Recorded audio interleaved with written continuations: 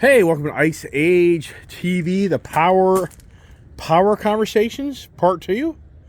Yeah, hey, it's Powerboost Day. Powerboost, man, I tell you what, one thing that I just so despise is you work your tail off to clean your car, and then it rains, and you have to drive it in the rain. It gets trashed, but I have no choice. I got to get this truck to the dealer today. Got to take care of business up near Baltimore. Unfortunately, my service guy, who apparently likes me, is going to get me in to look at my truck. I'm getting a battery power alert on this thing, and I think it's because of the that battery charger, the battery hookup on that trailer, that dump trailer. Because after I towed this thing, I left it plugged in, and he's watching my channel. Who the heck is this guy, right? And I'm on the run, trying to eat lunch. There's too much going on, man. Yeah, the days go by too fast. Too many things to do. I got chips in my pocket. I got food in my truck, and I gotta go. I got an appointment, and I gotta take care of business. So I'm on the run now, and I gotta eat lunch. But stay tuned for more conversations. Yeah, well, there goes that nice, clean car wash truck wash. Look at this behind the track trailer. So this thing's trash. Ah, man, can't stand it. Who here in their car, and then for what? Yeah. You know these stories? Oh, the power of the rain, the power of the dirt, the power of the Powerboost. Yeah, I had the morning power conversations this morning. You know, something I didn't bring up is the power of RAM. Each magazine has its own views of what's the best and ain't. So they're showing like the top 7 trucks and who's the number 1. I guess it was 7. So you had Nissan last, Toyota second to last. Talk about the half-ton truck segment, most dominant market in the country. The half-ton truck is the most dominant product, not the 3/4 or 1 ton as far as the consumer goes. And so, so Nissan was last, Toyota was second from last, GMC or Chevy, and then it was like GMC, then it was Ford, and then it was Ram. So Ram took the number 1 spot, and I'll give Ram the credit for the quality of the interior and air ride suspension. To me, that's a great truck, but it's too much of not like a truck. To me, the Ram drives like an SUV. It's just so modernized and just so comfortable. But I wouldn't give it the win in the toe. There's no way that airbag suspension setup and that motor setup, that V8 motor, outdoes this F-150 Powerboost. So the power to me, that the Powerboost wins. In fact, what's interesting is, if they were to put the Powerboost up against that Ram, would they have given the Ram the credentials? I don't know. Oh, here we have Blue Cruise. So the truck just takes over on the Blue Cruise here. Once you get over 80 miles an hour, the Blue Cruise turns off. So it doesn't, it won't stay on. Ford doesn't have the confidence, which I get it. 80 mile an hour plus driving with a self-driving vehicle. They're like, no, shut it down. But anyways, the Ram 1500, I'd have to honestly say that if it was against the Powerboost, I don't know. But the challenge Ford would have is the Ram has a better quality interior. Meaning Ram has a much more plush, elegant, sophisticated, it seems of a higher quality, like the Jeep that I showed you, my Jeep Grand Cherokee. If you watched that video with me cleaning my wife's Jeep Grand Cherokee L the other night, the quality of the Jeep and the Ram product, interior-wise, it seems to be at a higher level. So, and then once again, you got an air ride suspension on the Ram truck, so the comfort and plushness of that, and so I just think the Ram, I give it credit for the Ram to being the number 1 truck, but I also think, I wouldn't give it number 1 in the towing sector.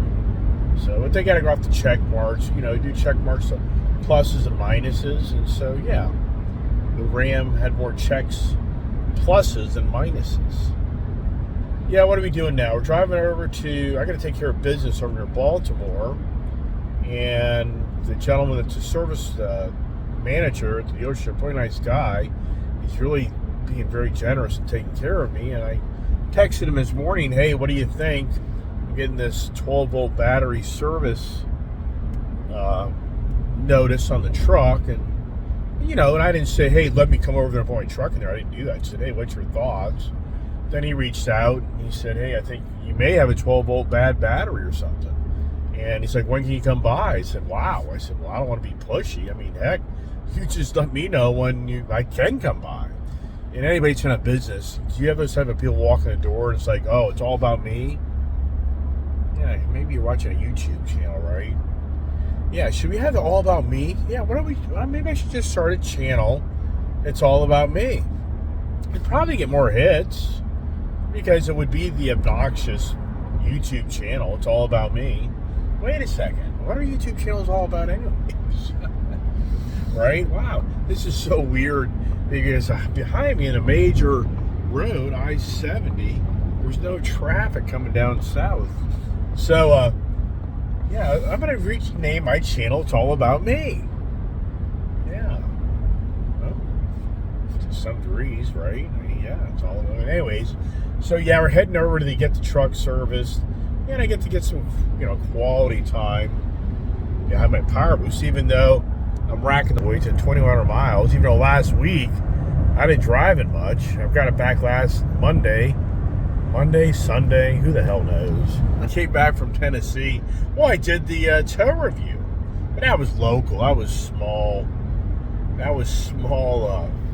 towing days. So I didn't really drive a truck that much last week. So anyways, I just figured I'd keep on yakking. Do I know how to yak? Yeah, is that my talents?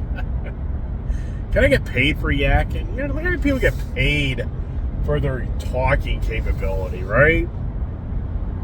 Yeah, I know. It's just incredible. That's how life is. There's very powerful people who really make a lot of money to know how to talk the talk. So, okay, so back to the power of the cars and trucks and everything else. I don't know. I just talked about that. Kind of got revved up here in the governing bodies of our country, the power of those guys. Yeah, where does that all go? You get too noisy and they'll overpower you, if you know what I mean. But up here in this Maryland, incredible how many new gas stations have been built. Up in this area, the gas station business is not a dying business. It's huge. I mean, there's so many. I'm going to drive right by now. Here's a Royal Farms. These Royal Farms are just populating everywhere. The Sheetz gas stations are populating everywhere. The Wawa gas stations are populating everywhere. So up in the Atlantic area, northeast, even southeast, the Wawas and Sheetz are just growing by leaps and bounds. And then you've got the Buc-ee's. Anybody been to the Buc-ee's Supercenter gas stations? Oh my gosh. Those things are crazy. Those things are massive. And they're growing. They're putting those things in. I guarantee you, I have no idea. I haven't researched it, but I guarantee you they're putting 10 or 20 of those new stations in throughout the country this year, be my guess. I don't know. But I know a bunch of them populated here recently in my travels. So when are they going to be up here? Well, it's all about the real estate. That's the challenge. And it's all about, you know, right part of the road where you get all the heavy traffic. All right, here we are now. So we're kind of back on the open road here, and I gotta kind of start rocking. I gotta be places. The time constraint where I gotta go do things, get things done. Then I'm supposed to be at Coons, Baltimore by 2 o'clock, but here's the danger. Yeah, get over there. I'm gonna be sitting around there for an hour. And did the white 37 Raptor truck sell? That really isn't have any like pizzazz to it. It's a good looking truck, but I think I think this color, the Zero Gray, I guess they call it, or the what's it called, the Area 51 or something like that, would be the better selection of that color in this vehicle. I mean, I think that would be a really good look. But the white truck, you can definitely take that truck and you can do some wrap on it. You can get creative, I guess. But I don't know. I mean, for me, why do I want that? I mean, the reality is, you get the Powerboost. It's more than enough. So really, to buy that just can't really see that being a driving motive for me to go buy one of those. But I like to kind of explore and look at things and blah, blah, blah. But the challenge with that is those guys want ADM and be so lucky to get one and la, la, la, la, la, la, la, la. Again, the Raptor R, some of my guys have reached out to me like, dude, trade your nice cars to Raptor R. And I'm like, that thing's so expensive. That thing's to be a gas hog. That thing would be at best 10 miles per gallon. I guarantee it.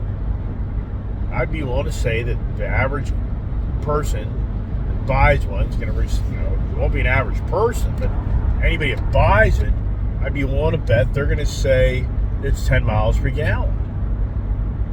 That would be my guess. Yeah, well, you see 12, yeah. Could you see 14?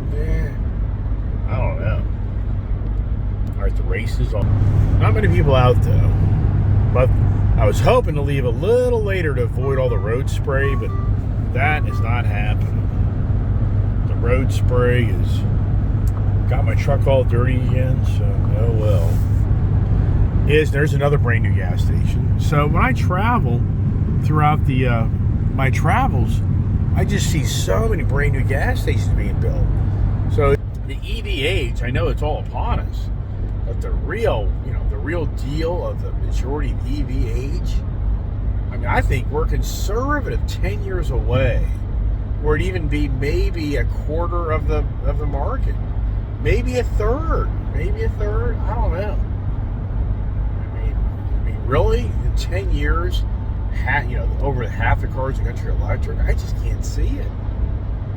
You're going to see the average person really clamoring for an electric vehicle that really understands that they're not really leaps and bounds ahead.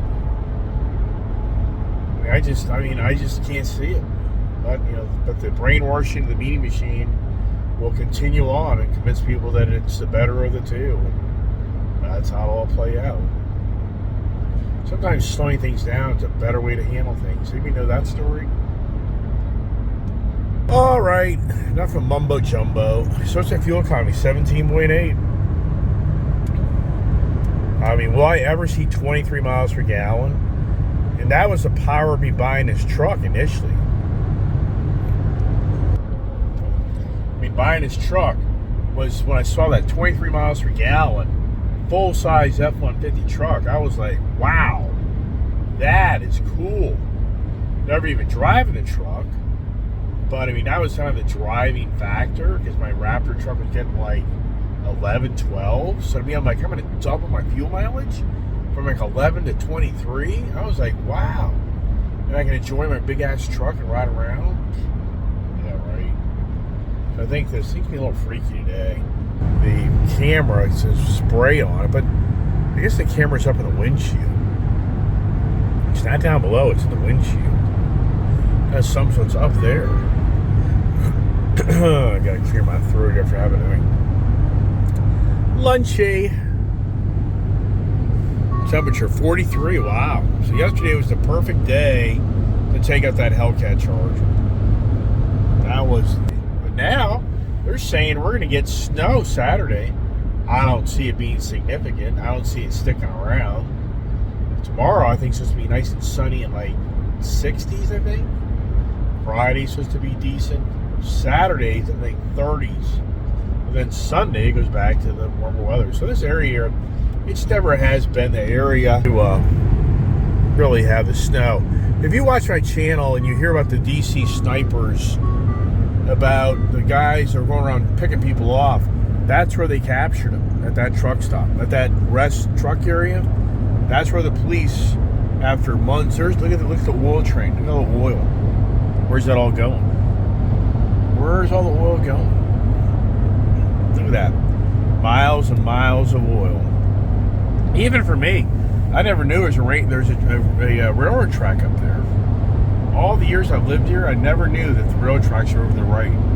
Look how long that is. Just looking at it. You know, for miles. Wow. How much oil is in that thing, right? And there's the caboose. There it is. Not going very fast. This is freaky here. We're going through some sharp corners, and today this steering wheel just seems to be a little more freaky. I hear you. I'm watching the road. Just seems to be steering a little bit more all over the place, you know. I don't know. This up here, I think it turns off up here. I'm taking my hand. I mean, this is freaky. It's kind of rainy. Well, I should say the roads are wet, but here we go. Does this thing do it? I mean, does it do it? You just can't emphasize enough that you're foolish to get behind the wheel of these vehicles and not be prepared. Oh, there it is. See there? But it didn't warn me. It didn't warn me. I looked down at the last second and saw that little icon that said keep hands on the steering wheel. That's where this thing's so freaky. These self-driving cars, it's like it's driving itself, but then it turns off. So now it's back stuck. No chime. Probably a setting in here to set that does the chime, and I'm just not competent enough to know to go to my screens and to turn it on. That's probably the reality. Look at 16.6 miles a gallon. What? I mean, I know people are like, dude, you gotta slow down. I can't do that. Are you kidding me? I mean, I've just always got to be places to do things. But oh wow, really bad in this thing. Wow. Is it because the 12-volt battery thing's not interacting or something? I mean, what's that all about? 12-volt battery, that's all about the, you know, the architecture of the vehicle's electronics. Doesn't really have anything to do per se of that electric battery. That's the running joke of all these electric vehicles. They're still operating on an archaic 12-volt structure vehicles. You know, so we're still on 12-volt, the old days cars built, same wiring, same, you know, everything's the same, and so they can save on costs. That they just took the 12-volt architecture and put it in the electric platform of these vehicles. Yeah, I know. Just all right, I'll hush up as we drive down the road. But look at that. Oh, we're 15.8. Wow, what the hell's going on? I mean, wow. Ha! I mean, Ford, what the hell? Yeah, I get it. Slow down, dude. Slow down. Wow. I'm going back to my Raptor numbers. Yeah, I got suckered, didn't I? The power of fuel mileage. What'd it do to me? Yo, this is freaky. Look at this here. Oh my gosh. Go that corner there. That's freaky. Even for me. It's like the truck. This stuff's just, I mean, it is the roller coaster ride. It's a roller coaster ride. When you spend this truck, I mean, back there, I seriously thought that truck was going past that yellow line. Yeah. Wow. That was a little emotional. I mean, that was a scare right there. I'll admit it. I was like, whoa. Roller coaster ride. Not only is the truck a roller coaster, the guy sitting behind it is. Oh, here we go. Guy got in front of me. Come on, you can do it. Come on, you can do it. Come on. Get up the road, get the right-hand lane. Come on, move over, move over. So see, I automatically slowed down. Okay, there you go. Okay, there you go. Now, blast off. Blast off time. Oh, we're back to 16. Oh, my gosh. Part of me was in a Mustang today. When's the last time you saw me drive the Mach-E? The Mustang electric Mach-E. Yeah. That car just sits in the driveway and collects dust. I mean, that was a mistake. Honestly, that was a mistake buying that damn thing. And the thing's value is just going down. That's all it's doing.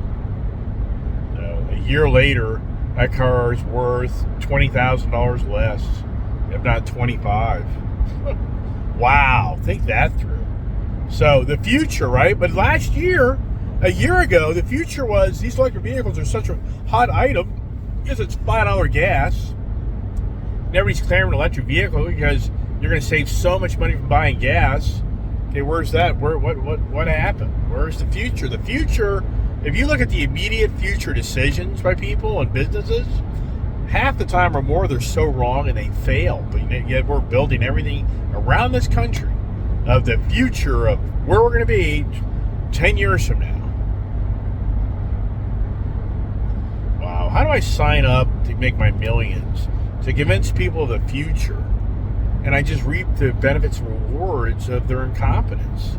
How can anybody hear on my YouTube channel to help me out? What business can we start? Wow, I can write a book. I can call Al Gore. I'll call Al Gore and get some pointers what book I can write. Or I can just make a YouTube channel like a lot of guys do, of doom and gloom, predicting the future of how everything's going to play out. I mean, sincerely, there's guys out there, and I talk to them all the time, and have YouTube channels, conversations. They're now 2.5 years old. That the market's crashing tomorrow. The market's crashing tomorrow. And people are losing all their cars and homes, and there'll be no food on the shelves. There'll be no diesel fuel. Gas stations will be out of gas.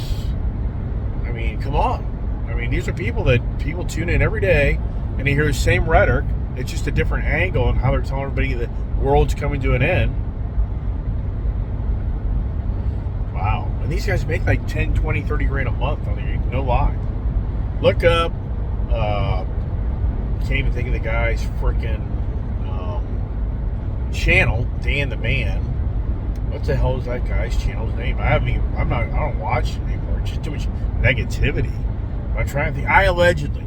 Look up the guy Dan, and I allegedly.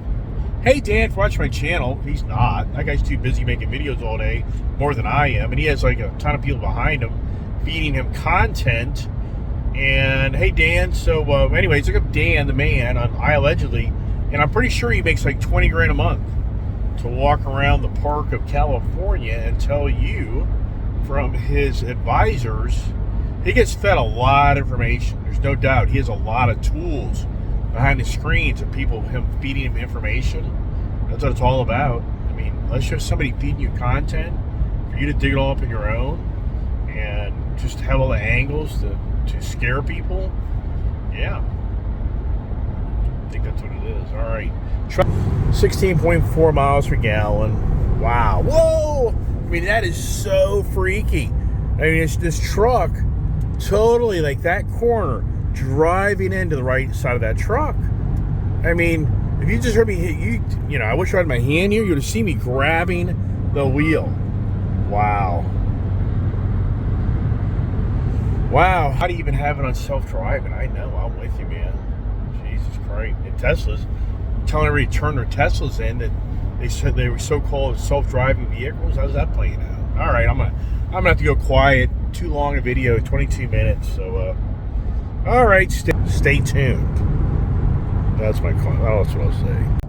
Oh, the driving around the roads, it's crazy. It's crazy. I'm here in Baltimore, Maryland, and they've rerouted. Waze is totally rerouting me to a way I've never even gone before.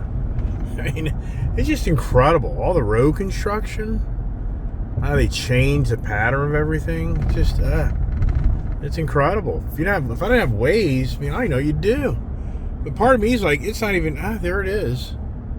It's just strange. Really strange. But I can see some new scenery. That's pretty cool. Now to me, that seems like a brand new metro. Look at this metro up here. Yeah, Baltimore. These people have to actually go to work. Go to the DC area. Oh my gosh. Wondering if people just don't start just raising their arms and like the DC folk they've got it made. Just unbelievable. The life of the DC people. That's why everybody's moving here. It's next to California. That's where it's all going. Wow, Skur. So This is so strange. If I'm getting on a road up here, this would be years. I used to have public telephones up in this area up here, and I never came in the back way this way, but it's possible. This is just crazy. That so many years ago I had payphones at a shopping center up here, and how this is a different way that I could have come in. Interesting. Yeah, Arbutus, yep. Look at this. So, look at the housing, look at the, the area. What year is this? Is this the 30s or the 50s? Or, what's the era of these homes being built in the neighborhoods? Yep. So this is pretty cool. Actually, this is actually a little better. This is a better way to get up to this point without being stuck on 95, without backtracking. So that's very interesting.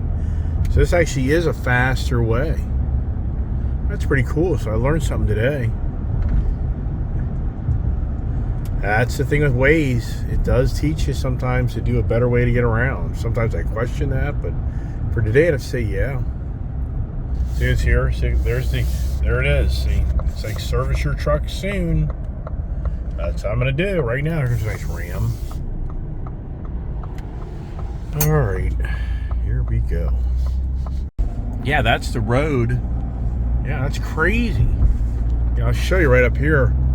Those that follow my channel, those that listen to me talk throughout the day. But get that off. This truck here, this thing just rocks. I mean, this truck just gets up the road so easily. I mean, that's the one thing with this truck. It just really does have a lot of power, and it's just so it's just such a user-friendly truck because it just does get up the road without struggling.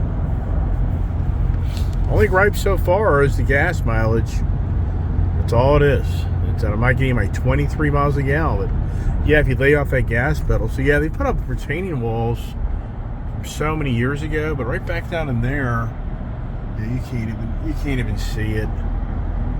For me, even right now, it's like, how the hell did I get down there? I don't even know. That's like 20 years ago. Yeah.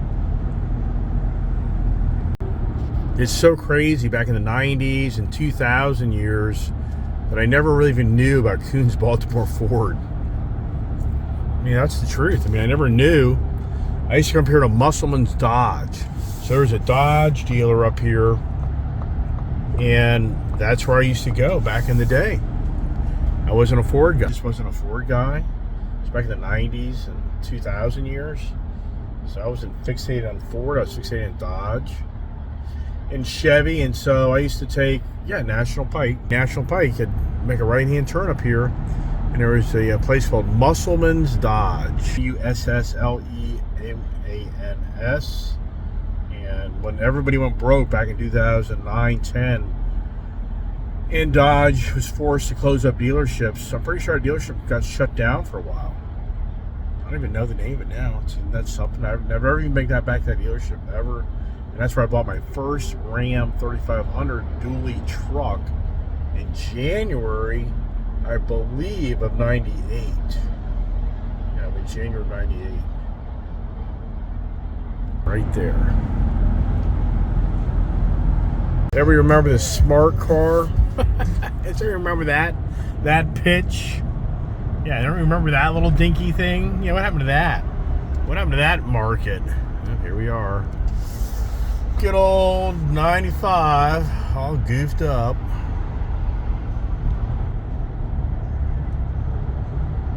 All right, here's a question. Who here thinks that the 37 white Raptor I drove Friday is still sitting here?